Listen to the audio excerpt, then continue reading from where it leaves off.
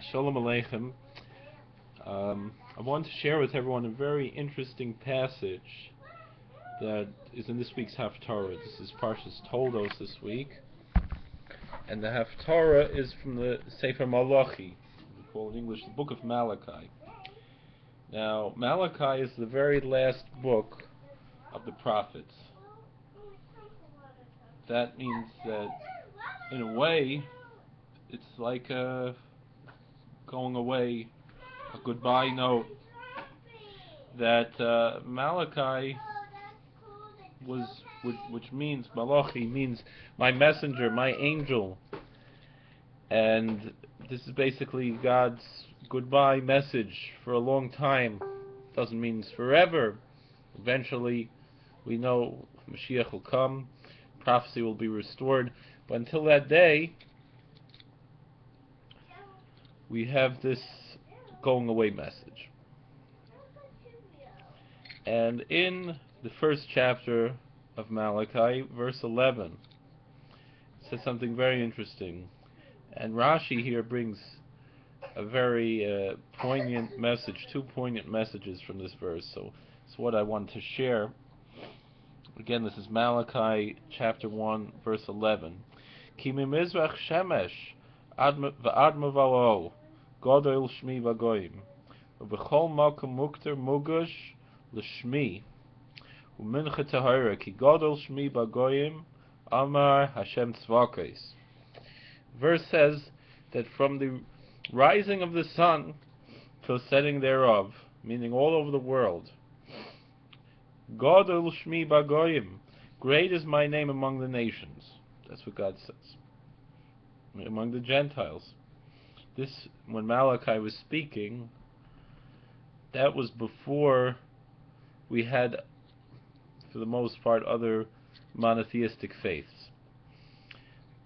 So in those days, when he's saying that God says, my name is great among the nations, he's talking about, for sure, without any doubt, heathen people.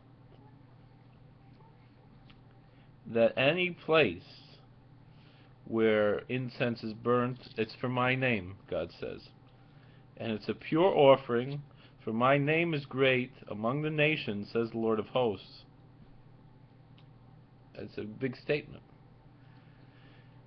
Now, and it's a difficult understatement to understand. Let's look at what Rashi says.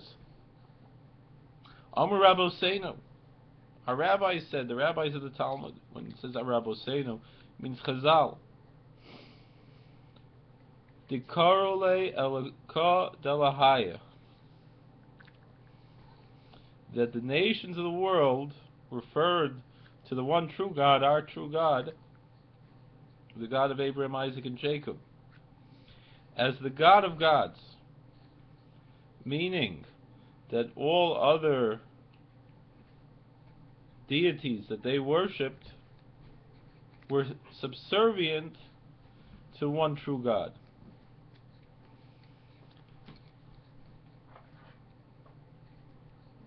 And whatever they worshipped, whether they worshipped the sun, the moon, different angels, demons, they could be worshipping real existing beings. It's not to say that whatever they worshipped didn't exist, but that they were not worthy of worship. But they recognized that there is one God who is the God of gods, the King of kings. And so that's what Chazal say. Rashi says, "V'fil mi sheyesh le'akum yodea sheyesh amaloak shehu al kulam." Meaning, even someone who worships idols, heathen, knows that there is really one God who's above all of them. Uvechol mokim misnabdim l'shmi afa akum. And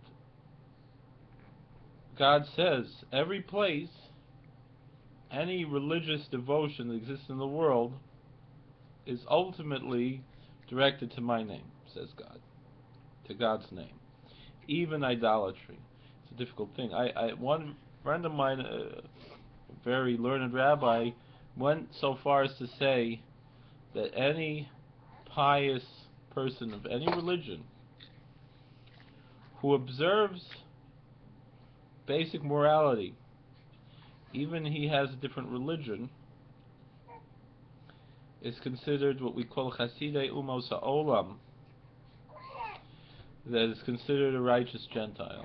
Now, it's a difficult thing to say, because we know, al pi halacha, there's Sheva Mitzvahs B'nai Noach. In Jewish law, there are the 7 laws that were given to the children of Noah. We would call the 7 Noahide laws, is what they often call them in English.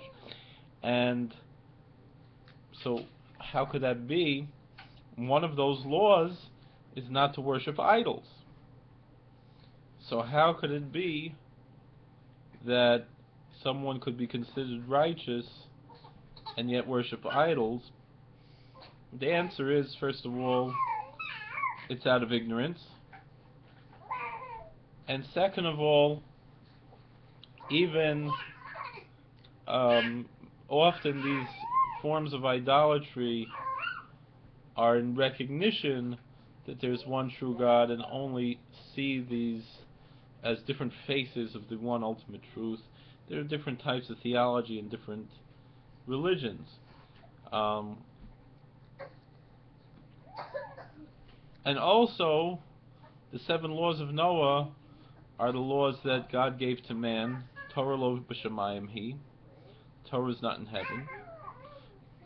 And so we have to judge, if we had a court of law like the Sanhedrin, which we don't have today, we would have to judge based on that. But since we don't have that today, it doesn't apply. It's not applicable. And ultimately,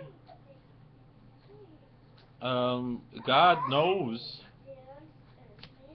where people are coming from, and so therefore any pious person of any faith is recognized by God to be a pure offering, that what's in their heart is ultimately directed to the one true God.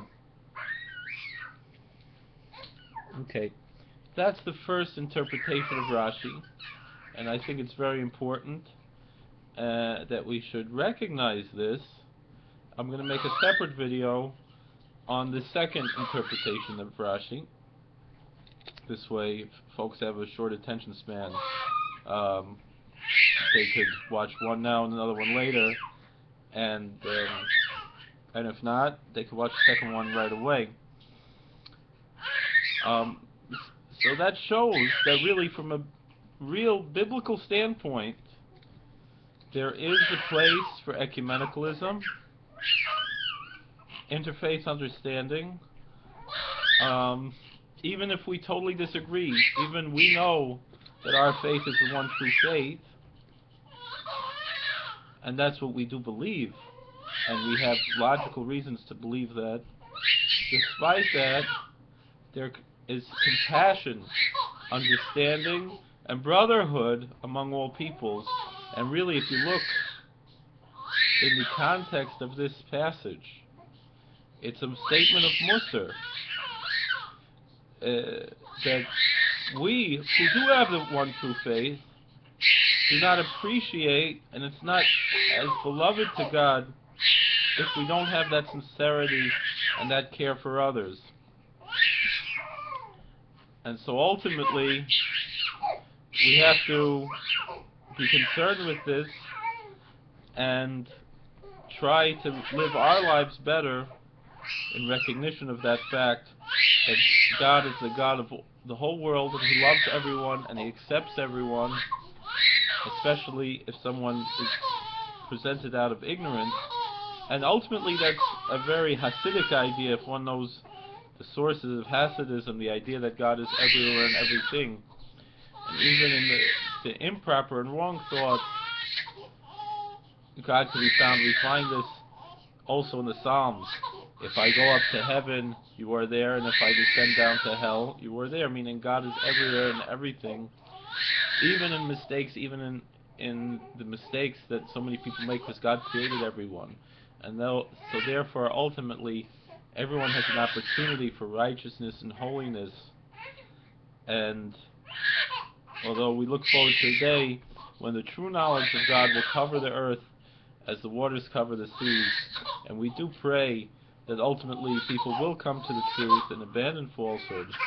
That's what we say every day in the Alenos, L'sakein olam b'malchus shakai, to fix the whole world to the kingdom of the Almighty. People think tikkun olam is some kind of wavy gravy hippie thing. No, L'sakein olam b'malchus shakai means to fix the world that we will all recognize one God. But until then, God is a merciful God who loves everyone, even those who are walking in falsehood, and He accepts whatever they do if it's done with sincerity and love and piety. It's accepted as a pure offering to God. And let's hope our offerings and our prayers will also be accepted in that way, and that's the message of our next video. Thank you very much, and God bless.